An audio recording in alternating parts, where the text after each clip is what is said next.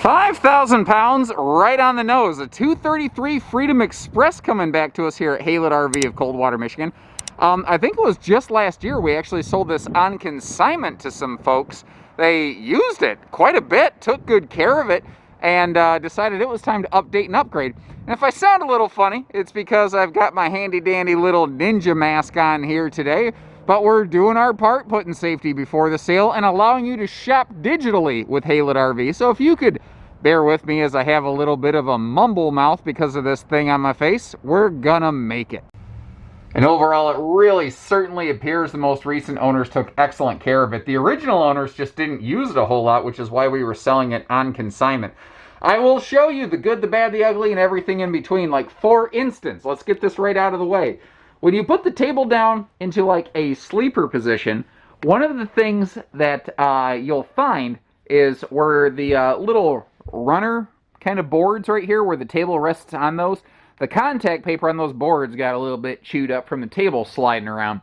My guess is either they had a little bit of cargo on that in transit, or they were potentially using that for like a guest sleeper. I don't know exactly which. Excellent window coverage in this too. You know, slide side breeze windows are always welcome. Additionally, you've got a taller slide out because this RV has a taller ceiling. It's got a 6'9" linear clearance, which means flat interior roof, although it's vaulted outside for sure. The one other thing I did notice is it looks like there may have been a brief seam failure up here, but I can see where they went through and addressed that.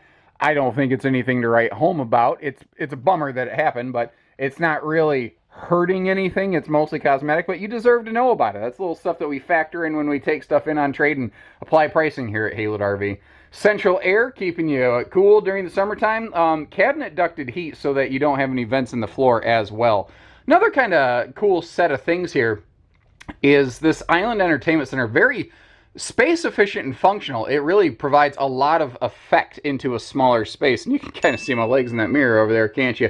But those are sliding pocket privacy doors, as you can see. The TV can spin to face the bedroom.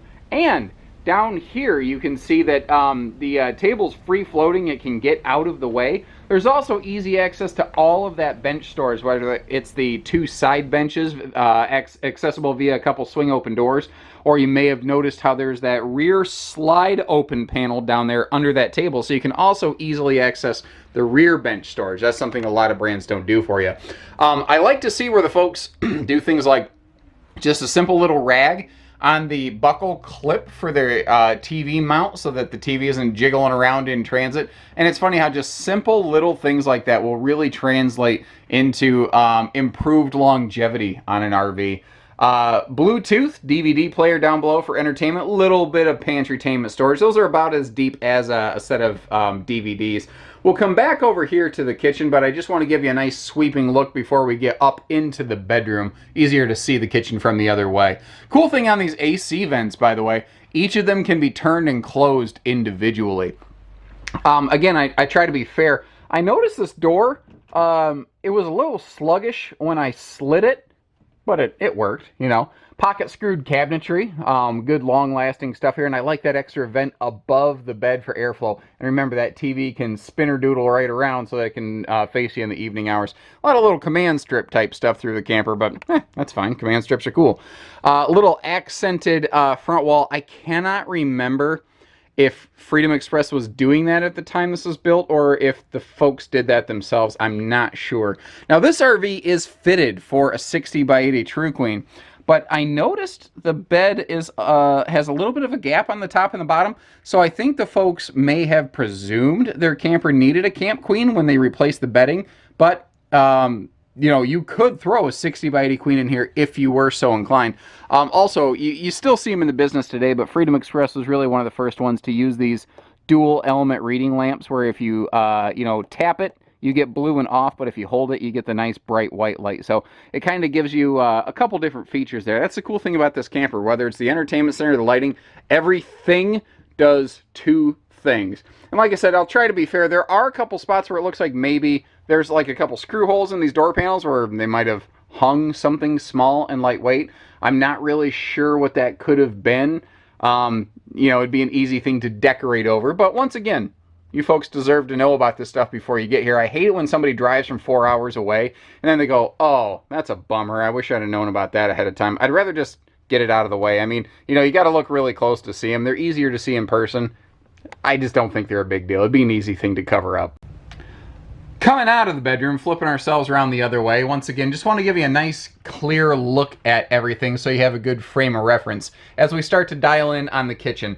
What's cool about this one are these opposing slides, but every RV's greatest asset is also its greatest liability. The opposing slides give us tons of storage. They give us great flow because you never get kind of boxed into the camper. You can always walk around the island. It gives you great prep space, easy access to power outlets.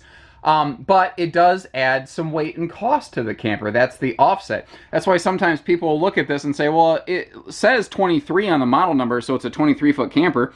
Why does it weigh that much? Well, because it has 2 slides. And the thing is, this other kitchen slide here is extended. Like, you see that whole pantry right there contained within the slide out.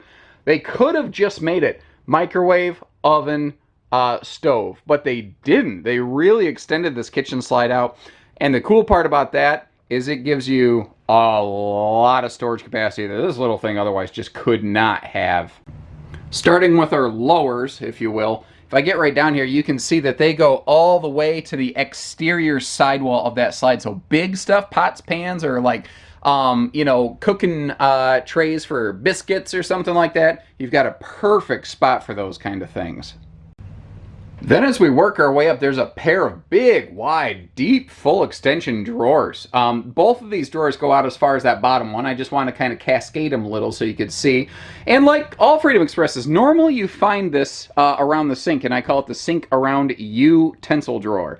But what's kind of cool is that it comes with a neat little segmented organizer for your forks, spoons, and knives that is removable. So if you want to take it outside for picnic time, you can, which is cool because this camper has its own built-in picnic table outside. Well, not built-in, but included. You'll get to see it. All the countertops, by the way, have a sealed edge press membrane, and you've got that nice chef's grade cooktop like cutting board cover right there as well. It's something that I really liked. Those kind of phased out as the recessed glass tops kind of took over. Then again, a good look at that pantry space. And those shelves are removable, by the way. So if you really want to load right up, you can. Or if you want to take those out, you could do that too. And this is really, really cool. The previous owners went through. They made this handy little laminated thing, put in their like base specs. Although I have noticed one little error here. This actually has a 6 cubic foot fridge, not an 8. But other than that, a lot of your main, you know, weights and measures you could reference at any point right here. I thought that was pretty cool how they did that. I also like how like a lot of the bells and whistles and buttons and switches are located right there by the door. And the previous folks really seem to be on the ball in terms of organizing. Like you can see how, you know, they labeled what everything is here, which actually, it's not that it's complicated, but it is really handy, you know, when you're going through and you see that kind of stuff. Moving into the bathroom here, again, we are carpetless, ventless flooring, easy cleaning, plenty of room.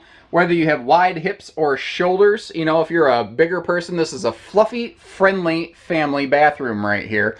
Big, tall shower. And remember, because we have a taller ceiling and a bigger radius shower, you've got more headroom and more elbow room. Ideal for folks who are a little bit bigger than the average bear like me. I'm taller. Right now I'm a little bit thicker around the midsection. I've been putting on the COVID-19. I tell you, when I get bored, I just start snacking. I'm almost going to be, I'm glad to be back to work now instead of staying at home, so that I'm a little more active and a little less snacking, you know what I mean?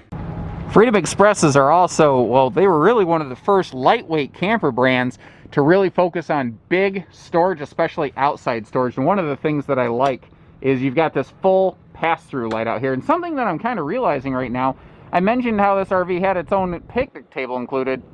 It appears to be missing, so apologies. I guess I didn't double check that before I ran my mouth and stepped out here. It doesn't appear that that made the transition.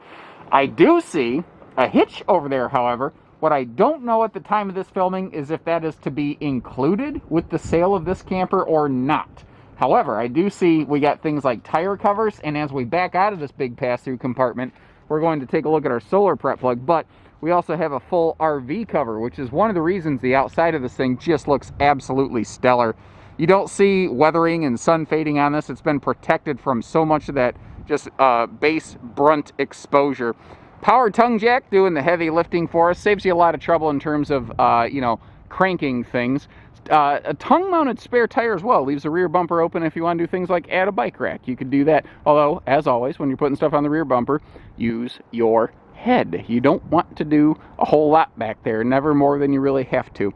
This does have an enclosed heated underbelly. It has a forced air heated belly, not radiant, so that, you know, you have the good extended season capability. The slide sidewalls, those exterior skins, have a really rough texture on them so that it always grabs those seals. And there's 3 points of seal contact on the RV. You have bulb seals in and out, and then you have dual wiper seals as the slide is moving. So there's always 3 points of contact. All of our hookups and everything are centralized in this back corner, which if you've never camped, you don't realize how good and useful and smart that is back there. The wheels, aluminum, tires, looking good. The RV is not old enough to have tires aged out. The tires don't appear to be worn down or weather checked. Roof is fully walkable, although this model does not include a ladder. I have to check some notes, but being a 2017, I do believe it was ladder prepped. So if that's something you need, that is something we can do. Now, the one concern a lot of people have with a floor plan like this is to say, oh, dude, that awning's getting eaten up by that slide out. The awnings are like 10 feet deep. That slide's a foot deep.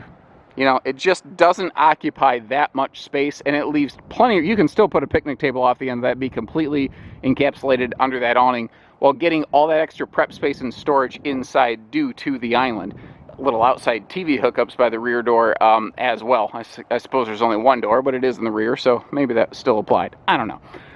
I think we pretty much got it, ladies and gentlemen. If you have any other questions, feel free to give us a call. We try to do a nice, you know, good surface overview here.